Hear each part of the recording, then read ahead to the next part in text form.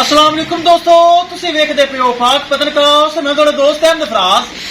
दोस्तों सब पहले रिक्वेस्ट है चैनल सबसक्राइब कर लो, फेसबुक वाले भरा वीर बहुत अच्छे पेज नु फॉलो कर लो। किसी मेरे भरा वीर नु अच्छी नस्ल की गाय चाहिए होवे माशाल्लाह बहुत अच्छे अच्छे जानवर 20 लीटर तो लेके 25-30 लीटर जानवर इस टाइम मौजूद है। किसी मेरे भरा वीर दिल करे माशाल्लाह सुइयां गावां और सून वाली गावां ब्रीड है नस्ली गावां अपने को मौजूद है। किसी बराबर पसंद है खरीद सकते हैं। लोकेशन है डबूंगा हयात तहसीलो जिला पाक पतन शरीफ।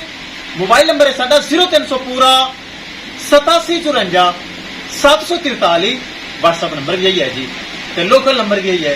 माशाल्लाह जोड़ा लगाया इस वीडियो चे जर्सी लगाई सी देखे माशाल्लाह लगाई सी जर्सी माशाल्लाह चली गई लाहौर छदरे उनकी वीडियो बात सब्सक्राइबर नहीं लगी। ए माशाल्लाह बहुत प्यारा सब्सक्राइबर मेरा गुजरात बहुत प्यारा मजीद हुसैन भाई गुजरात पहले भी जानवर जाते माशाल्लाह परचेज कर ली। 4.5 लाख रुपए डिमांड सी प्यार मुहब्बत करके गुजरात शहर जाएगी। ए माशाल्लाह सुई पिछे बच्ची इनकी वीडियो लगाई सी मेरा भरा मेरा वीर अरसलान भाई माशाल्लाह साढ़े को चल के आए।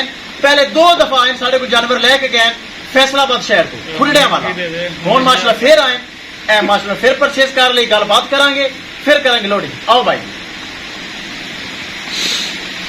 जी अस्सलाम वालेकुम, की नाम है जी ਤੁਹਾਡਾ? कित्थों आए हो?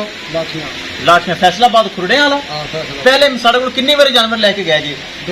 2 दफा। साढ़े जानवर तुहानू पसंद आते हैं प्यार मुहब्बत होंदा है।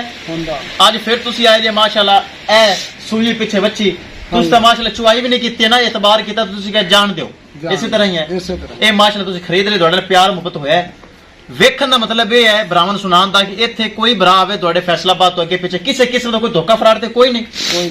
तुसी राजी हो? चलो अल्लाह ताला तुहाडे नसीब विच करे। कैमरामैन साहब ए माशाल्लाह फैसलाबाद भेजनी है ते ए माशाल्लाह गुजरात भेजनी है। इस इलावा जानवर माशाल्लाह काफी खड़े बड़े बड़े हवाने वाले जानवर चंगे जानवर 20 तो 30 लीटर दरमियान दूध वाले जानवर किसी बराबर में चाहिए हो राबता कर सकता है। एक बार फिर दस देवा राबता नंबर 0300 पूरा 8754 743। व्हाट्सएप नंबर यही है जी, लोकल नंबर यही है। ए गड्डी अलहदा आ रही ए गड्डी अलहदा आ रही दोवें गड्डियां गड्डी नंबर एक चीज करो क्लियर ते करो ले चलो जी। अल्लाह ताला मालिक दा नसीब करे। एक माशाल्लाह गुजरात जाएगी ए फैसलाबाद जाएगी। पानी पवा लो ले चलो जी ले चलो लो जी। एक एक चीज होगी क्लियर किसी बराबर जानवर चाहिए तो रब्ता करके परचेज कर सकता है।